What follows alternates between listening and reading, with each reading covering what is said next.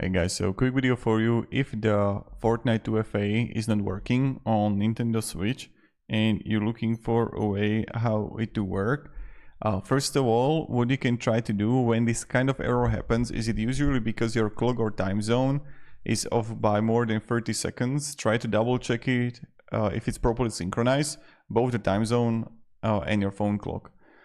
So this is something that you want to do, and I hope it's going to help you in your journey.